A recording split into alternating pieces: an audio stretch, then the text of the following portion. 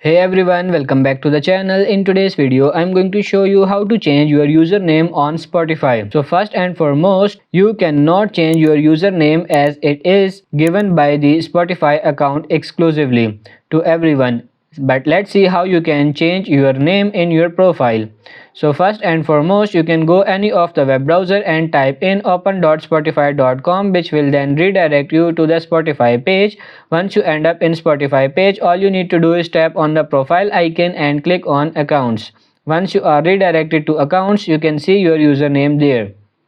However, you need to click on edit profile, but unfortunately, as you can see, you cannot change your username anywhere else. You can see that usernames are exclusively given to individuals that cannot be changed to any means. So now to change your appearance or change your name in your profile, you need to simply click on your home page and then click on profiles. That you can find your profile name or username. You can simply delete it and write a name of your choice and then click on this save button. So this is how you can change your name on your Spotify account. I hope this video was helpful. If it is, like it and subscribe to the channel. Thank you.